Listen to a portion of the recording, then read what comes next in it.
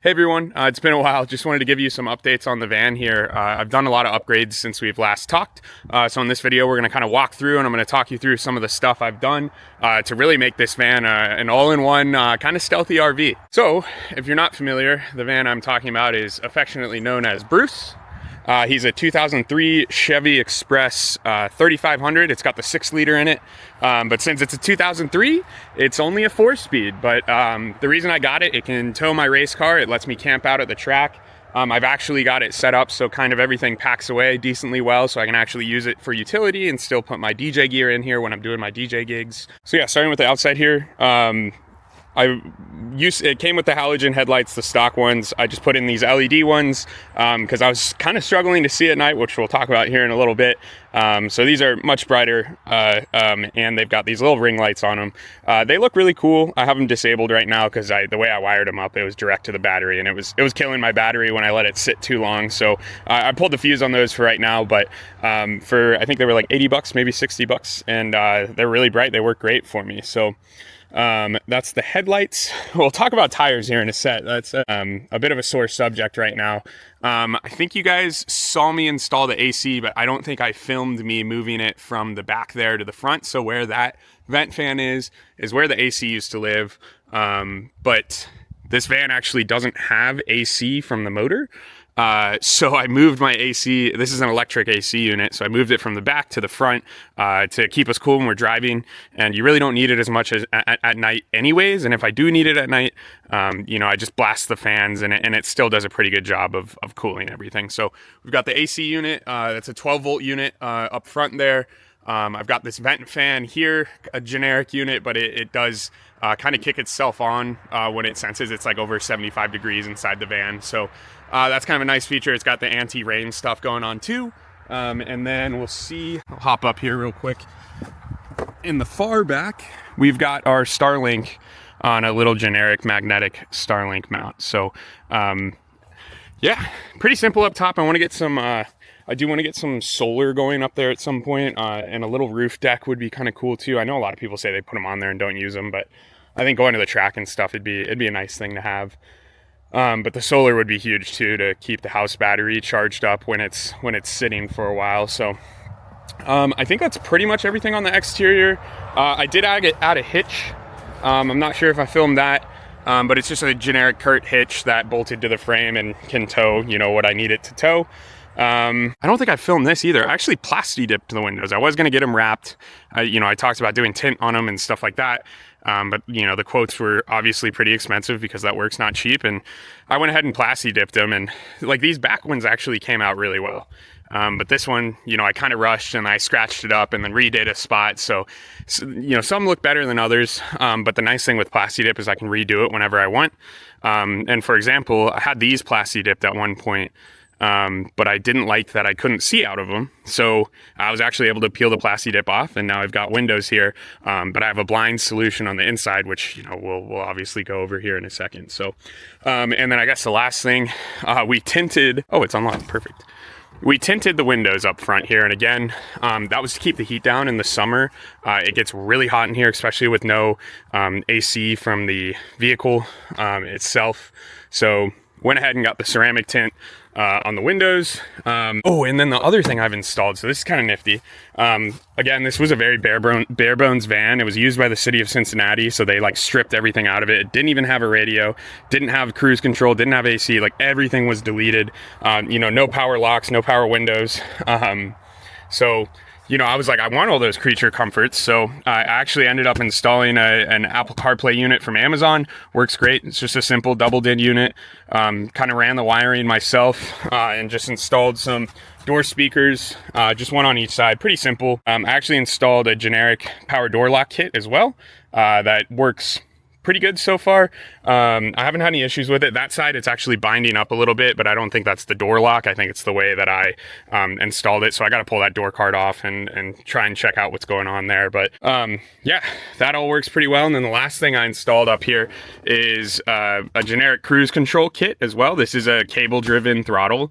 So I didn't have to get any like I just, they make cruise control kits for old cars that are cable driven, and it's just kind of a one size fits all, and then you adjust how sensitive it is with some dip switches. I installed that. The buttons, I think I wired one wrong, so the coast doesn't work, but the resume and on off works totally fine, and it disengages with the brake. I wired it into the brake light system. The one thing I did kind of nifty with it is you'll see there's a GPS on my dash right here, and so obviously for cruise control you need to use vehicle speed, but with these trucks they send the vehicle speed to the dash using CAN, at least in my model, so there is no VSS signal to intercept other than what's coming right out of the transmission, which is an analog signal, and blah blah blah blah blah. I tried a million different things to try and intercept that and get it to this module, but I ended up just finding this cruise control, or not even, it's a digital speedometer adapter kit type thing. So it actually it converts GPS speed data to a VSS signal that the cruise control module can utilize, and it works pretty good. It's definitely not as good as if I wired it straight up to the like it fluctuates, especially in hilly areas, by like maybe 3 or 4 miles an hour each way, but if it's straight and flat, I mean, it'll hold its speed pretty good, and I don't really mind that it fluctuates. I just kind of sit in the slow lane anyways, and people tend to get around me, so and I don't use it when there's a ton of traffic around or anything like that. So for how easy it was to install with that GPS, I'm happy with it. I don't feel the need to tear it out and do it all over again, but I think that is pretty much it for up here. You can see a lot of my craps up front right now, which is not normally how I have it set up when I'm camping, but I'll go over why we're doing that here in a second. I guess the other thing I'll point out here is this is the divider that came with the van, but I wanted to be able to get from the front to the back without going outside, so I cut that little hole in it that you can see there, kind of like a doggy door, and it works pretty good. I want to get a divider with an actual purpose-built door in it. I would just get rid of the divider, but I do still haul around a lot of equipment and gear and stuff in the back, and it's kind of a safety thing, so that's my solution for right now, but we're gonna get something with a door in it here in the near future. So that's the front. We'll move to the back. All right, so coming around to the side of the van, going inside. First thing, sliding door. When I first was looking for these vans, I was like, whatever, I don't need a sliding door, and I ended up getting one that had one. More important than you think, especially if you're parking in like tight kind of urban areas and stuff like that. Not having to flip out the side doors is key. If I get another van, which I probably will at some point, it'll have a sliding door. That's a non-negotiable for me now. So, but with all that being said, these boxes aren't normally up here. This is where I store a lot of my cooking and just like miscellaneous stuff, like extension cords, a little outdoor rug if I want it. Just kind of stuff like that. But they're up here for a reason I'll talk about here in a second. I've got this little sink basin. These are dishes I did this morning that are just drying. A little 12-volt fridge, top loading. They're a little more efficient, but small, but it gets the job done. I mean, I've never felt like I've really needed more space from it. It's great for the DJ gigs because I can have cold waters for, everyone that's there and surprise them with that. But also it's great for camping because obviously I've got a fridge to cook from, and the plug just runs out from under the bed. It's wired into a 12-volt bus back there, fused, everything, but I can unplug it and take it out if I want to just use it as a cooler or something like that. So that's pretty nice. One of the biggest upgrades, we now have a built-in water tank. So it's a quick disconnect hose here. I think this is meant for like RVs. You put it outside. Here, I can disconnect it for you really quick, just like that. It doesn't leak. But yeah, I installed a 19-gallon water tank under the bed right there. Water pump, as well as a 2-gallon water heater, which I'll cover here in a second. It's all buttoned up, so I'm not gonna be able to show it to you. But it works great. The water pump has an auto pressure shut off, so it's on right now. That's what this switch is right here. But obviously it's not actively working because there's pressure in the system, so that works really great. I've loved it. 19 gallons fit in the perfect spot. I was worried it wasn't going to be enough water, but it's been totally fine for me. And I take showers and do dishes and all that stuff pretty regularly. So that's that. We've got a Renogy 2000 watt inverter. I installed one previously. I can't remember if I put it on the channel. That was only like, I don't know, 500-600 watts. I don't know what ratings they come in, but it wasn't big enough power to power an electric water heater. So I replaced it with a 2000 watt version. Now it powers the water heater. We had to upgrade all the cabling because my battery's on one side of the van and the inverter's on the other. So ran huge gauge cable from one side to the other, upgraded that inverter, and now we can run our water heater on electricity, which is super cool. It obviously uses a lot of electricity, but it's only 2 gallons or 2.5 gallons. So it heats it up really quick. And then, you just use it. And that's that. So maybe uses 10% of my 300 amp hour battery whenever I want to heat up some water, which is not nothing, but could be way worse, right? So electric water heater. Oh yeah, and that's what this switch is right here. So obviously the Renogy, you can turn it on and off right there, and then this is what turns on the electric water heater.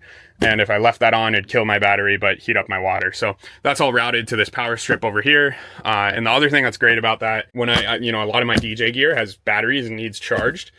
So when I'm going to an event, I don't have to worry about plugging them in at the event, before the event. I literally just charge them in the van on my way there, which is, it's a surprising, but useful kind of thing. So what else do we have over here? CO alarm. I guess I was going to say CO2, but it's just carbon monoxide.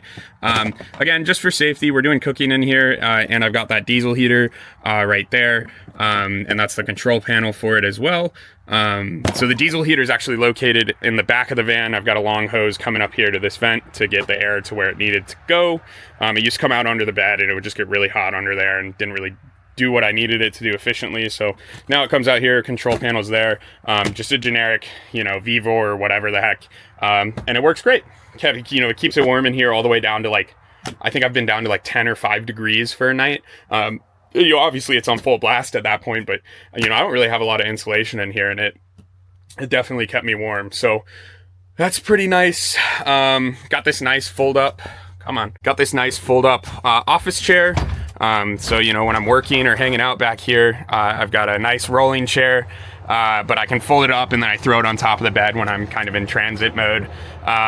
So that's been pretty nice. It was like $100 or something, and well worth the money. I used to use lawn chairs back here, and it just wasn't it. So, then we just have this piece of plywood I cut out myself on some, pivoting hinges. I don't know what you'd call these, but pivoting shelf hinges. So this will actually fold flat. Obviously not with these boxes in the way, but when I'm transporting gear or whatever, it folds flat against the wall, and allows me to get that extra space, which is super nice. But it also is a perfect size desk for me to get work done, which is obviously what I am doing today. So that's that. We've got these blinds as well. Again, Amazon special, and they were actually a little too big. But I was able to trim them down to get them to fit in here and cover up this window perfectly, which was a godsend. So, if anyone's doing this to Chevy, I'll link everything below, in case you want it, but, literally it's the perfect size, and I couldn't have trimmed it down anymore because of these kind of strings that are hanging out here. So, works out great. For the diesel heater, the built-in temperature whatever system on it sucks. It doesn't sense the temperature right at all. So I got this Bureck kind of wireless thermostat, and you can adjust a ton of parameters, and it just gives you a way more precise way to control that diesel heater. And the other thing too is even when the diesel heater's on its lowest setting, especially on days like today where it's 50 or 60 degrees out and you kind of need it, but you don't really need it.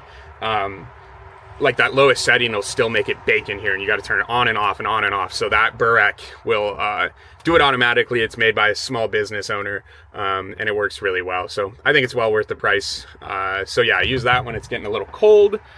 So I also installed just some simple plastic shelves, just as a proof of concept. I'll probably build something to replace these at some point, but they're working great now just for a little bit of quick access storage. All of the plan for this whole interior, is to, oh yeah, we also put the hardwood down, just glued to the floor, no insulation there, because I wanted to protect the headroom, and then insulated the top with just some pink foam board. I don't remember what thickness, and then just used, shiplap, to kind of finish off the ceiling. I need to get the sides and do a little more work, but I just want to get some insulation up there.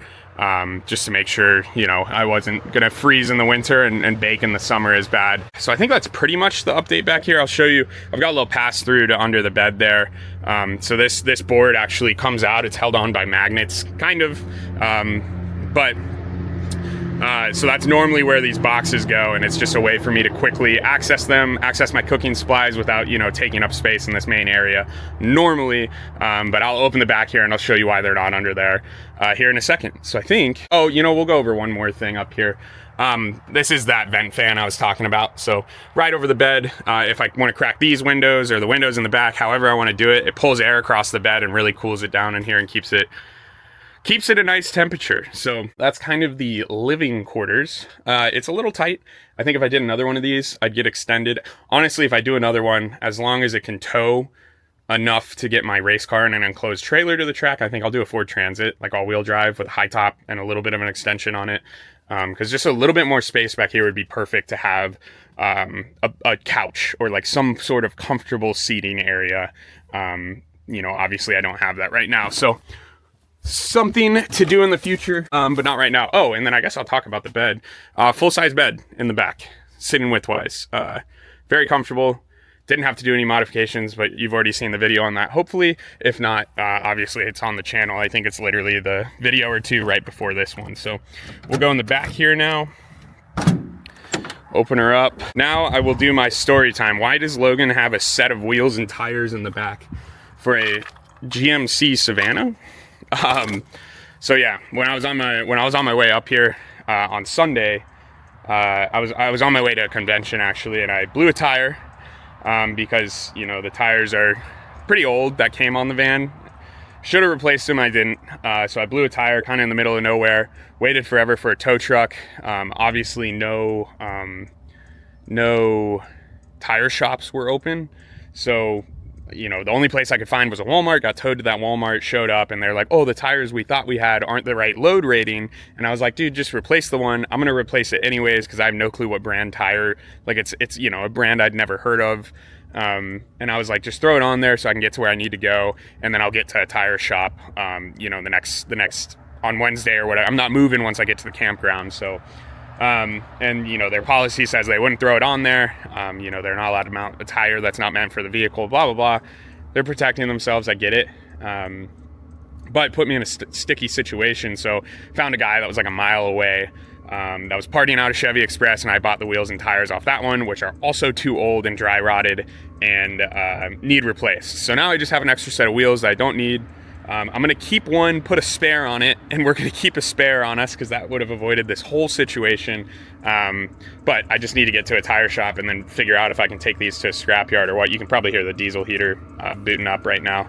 Yeah, they're just kicked into overdrive. So the tires are taking up the space under the bed where, you know, all of my other stuff would go. But it's a nice little storage space. Like I said, over here, I've got a 300 amp hour lithium ion lithium LiFePO4 FE, whatever that chemical makeup is.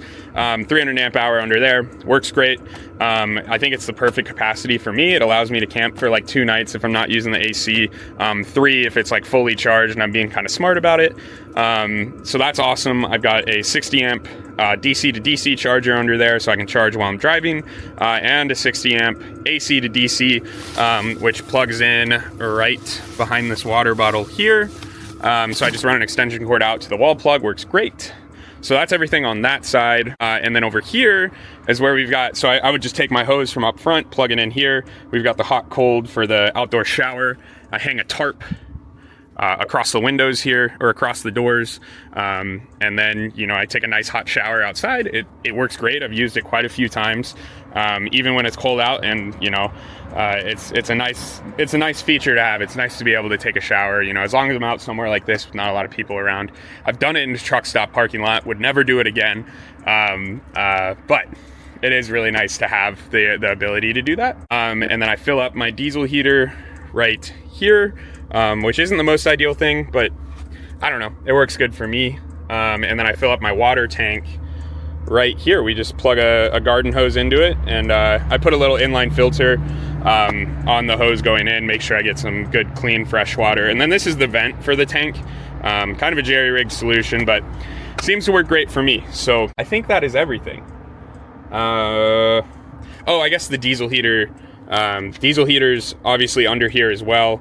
The exhaust routed out the floor. I actually drilled through the floor to get that done, did it the right way. I know a lot of people are hesitant about that, but if you're camping in any sort of cold climate, it is 100% worth it, just to have that quick, easy heat in the back here, rather than using like a propane heater or something like that. I love it. It's not expensive. It works great. And then I also have that 2000 watt inverter under there as well. And that's that. So anyways, if you made it this far, thanks for watching. Please ask any questions you might have below. You know, I'm always trying to share the knowledge, trying to help people out. Sorry about my lack of posting. I've been doing 2 jobs for the longest time, and I finally got it to the point of where I'm just doing 1 job. So the videos should be coming out a little more often here. You know, I'm not going to give a regular schedule or anything like that for right now. But yeah, please ask any questions below. Seriously, thank you for watching. If you're not subscribed, think about subscribing. You know, this is the content we do here, so if you enjoy it, you know, we'll get you some more here in the near future. And hopefully I'll either see you at the track or maybe out camping or something like that here soon. So see you guys.